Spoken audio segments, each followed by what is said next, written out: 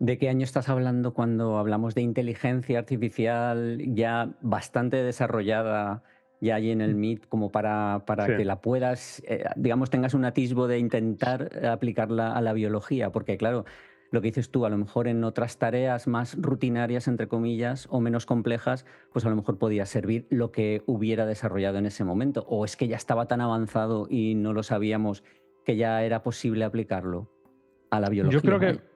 estamos hablando, mira, yo cuando empecé a pensar en que podíamos usar ordenadores para esto, pues fue alrededor de hace una década más o menos, ahora. Y luego al Meet, pues fui en 2015, empecé. Entonces estamos hablando de 2015 cuando me mudé allí, digamos. Y la gente, yo creo que la tecnología ya estaba lista en otros ámbitos, pero nadie la había usado en el ámbito de la biología o de la microbiología o de los antibióticos. Y esa fue la cosa que, bueno, que ahora en retrospectiva todo parece sencillo, ¿no? Lo usamos, bueno, funcionó más o menos y muy bien. Pero claro, en el momento tú estás enfrente de un precipicio y te vas y está todo nublado y no sabes qué va a haber, ¿no? Más allá. Entonces, un poco ese es el sentimiento que se tiene en ese momento donde, bueno, nadie ha hecho esto antes, en plan, ¿cómo vamos a hacerlo? Seguramente no funcione, ¿qué vamos a intentar? Y entonces eso fue un poco la cosa, ¿no? Y, y de hecho, pues nos hicimos preguntas muy fundamentales, ¿no? Pues, ¿cómo podemos enseñar al ordenador a crear un antibiótico? ¿Cómo podemos hacer esto? ¿No? ¿Cómo podemos crear diversidad o innovar al nivel molecular para crear una molécula antibiótica? Y de hecho, pues ahí tomamos inspiración de Charles Darwin, de la teoría de selección natural. Y dijimos, pues, ¿por qué no vamos a usar esos elementos? ¿No? La teoría de selección natural ha permitido que ha creado diversidad a todos los niveles en el mundo biológico. ¿Y por qué no vamos a emplear esas mismas directrices para crear un antibiótico? Entonces lo que decidimos es eso mismo, o sea, enseñar al ordenador a seguir los pasos de la evolución, pero en vez de selección natural, aquí hay selección artificial, ¿no? Porque en vez de tener que esperar millones de años en evolucionar una molécula, en el ordenador lo podemos hacer en cuestión de horas. Entonces Digamos que le comprimimos, enseñabas cosas que funcionaban para sí. que él desarrollara o evolucionara ese tipo de moléculas, digamos, que están funcionando para ver hasta dónde podemos llegar. Sí, básicamente le codificamos en el ordenador, le dimos información sobre moléculas que existen en la naturaleza. O sea, tuvimos que codificar la complejidad química en el lenguaje binario de unos y ceros del ordenador para que el ordenador entienda lo que le estamos contando. Y luego le enseñamos al ordenador el algoritmo de Darwin y el ordenador fue capaz de modificar estas moléculas a través de los pasos fundamentales de la evolución, que son la mutación, selección y recombinación, esos tres pasos elementales, y luego construimos computacionalmente una feedback loop para que la evolución ocurriese de manera continua. Y entonces el ordenador básicamente le damos unas moléculas, el ordenador empieza a mutar, a seleccionar, a recombinar, siguiendo unas directrices que le enseñamos y luego es capaz digamos, de darnos unas moléculas nuevas sintéticas creadas por ordenador que el ordenador cree que van a ser grandes antibióticos. Luego, obviamente, esas son las moléculas que vemos en el ordenador y el ordenador pues, nos da un ranking, ¿no? Pienso que estas 100 van a ser grandes antibióticos.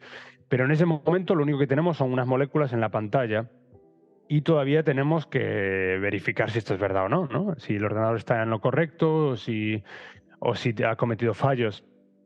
Y este fue otro momento ahí de un punto de inflexión, ¿no? En el sentido de que pues, tuvimos que sintetizar las moléculas usando química. Estas son pequeñas proteínas, ¿no? Con lo que trabajamos que se llaman péptidos y hay máquinas. De hecho, hoy en día hay robots ya que son capaces de crear estas moléculas en el laboratorio a través de síntesis química. Y entonces lo que hicimos, las sintetizamos, muchas de estas moléculas que el ordenador creó, y luego las testamos contra bacterias relevantes clínicamente que tenemos en el laboratorio, que las podemos crecer y luego las exponemos a los péptidos que el ordenador crea y vemos si son capaces de matarlas o no. Entonces, un poco esto es lo que tuvimos que hacer después. Entonces, bueno, tuvimos que ir paso a paso. Vamos a hacer un cultivo de patógenos en placa Petri y hacerles, Exacto. digamos, un antibiograma, pero con moléculas que habíais sintetizado vosotros. digamos, y ver Exacto. cuáles actuaban más o cuáles actuaban menos. Luego intentaré poner alguna imagen de los antibiogramas, porque es algo que Vale. quien no lo haya visto es algo muy, muy peculiar. Ver un antibiograma, cómo hace un halo y cómo según el halo, lo grande que sea o pequeño, es más o menos activo contra este tipo de bacteria y tal. Me parece muy, muy interesante. Pero lo curioso es cómo vosotros llegáis a sintetizar más tarde. O sea, porque el ordenador hace "Pum, esta cadena, pero ahora tú la Ujú. tienes que sintetizar. Sí. Ahí tenéis que trabajar mucha gente de diversos ámbitos, porque claro, Ujú. está el que hace el algoritmo, porque ahí Ujú. tenía que haber alguien que hiciera el algoritmo ese de Darwin, y luego está Sí. el químico que tiene que sintetizar esa molécula. O sea, y por en medio seguramente un montón de gente más. Sí, sí, como te comentaba antes y como bien sabes, bueno, la biología es caótica y con lo cual los equipos con los que tengo la suerte de trabajar también son caóticos en el sentido de que son transdisciplinares, ¿no? O sea, ya no interdisciplinares. Yo creo que tenemos que trascender cada disciplina y trabajar todos juntos. Entonces, pues hoy en día en mi laboratorio tengo la suerte de trabajar con gente que son químicos, gente que viene de física, microbiólogas, gente que viene de ingeniería informática. Entonces trabajamos todos juntos y uno de mis labores es la de traducir los lenguajes, ¿no? Porque todo el mundo piensa y se comunica de manera un poco diferente, ¿no? Entonces un poco mi labor es servir como nexo de todo el equipo para poder hacerle frente bueno, el problema de la resistencia a los antibióticos y el problema de descubrir nuevos antibióticos. Pero absolutamente, o sea, hace falta tener experiencia de muchos ámbitos diferentes y es una de las complicaciones de este tipo de investigación, pero es una de las cosas también bonitas y que a mí me encanta. Me encanta estar entre disciplinas y poder aprender de todas ellas y poder aprender de cada gente, de todas las personas que están en mi laboratorio. O sea, muchas de ellas, todas ellas saben más que yo sobre algo. Entonces es una oportunidad para mí cada día de venir aquí a trabajar y poder aprender y eso, bueno, para mí es un sueño. Pero eso ya te vino en el Meet. Pero explícanos ahora, porque Sí, sí, estás hablando ya de dónde estás, porque estás en la Universidad de Pensilvania. de Pensilvania, sí, sí, sí. Cuéntanos un poco, porque es una de las 4 mejores de Estados Unidos, ¿puede ser?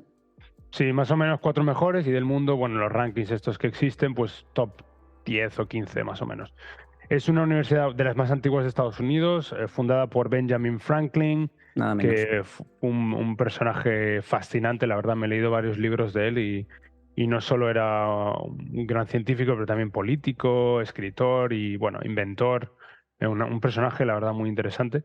Es una universidad muy bonita, está en la ciudad de Filadelfia, que es una ciudad, a mí me encanta para vivir, la verdad, pues se puede ir caminando a todos sitios o en bici, y tenemos muy buena comida, muy buenos restaurantes y muchos equipos de deportes, o sea, de mucho deporte, hay equipo profesional de todos los deportes que te puedas imaginar, y hay todas las cosas culturales que puedas desear en una ciudad grande, ¿no? Entonces, mucha suerte, es una universidad por donde han pasado gente como pues Noam Chomsky, Elon Musk y demás. Entonces, una universidad que la verdad siempre ha sido muy innovadora. De hecho, el año pasado, hace unos meses, pues le dieron el premio Nobel a dos compañeros míos de aquí de la universidad, Drew Weissman y Katy Carico, por, digamos, innovar la tecnología de ARN mensajero que está detrás de muchas de las vacunas de COVID y que, bueno,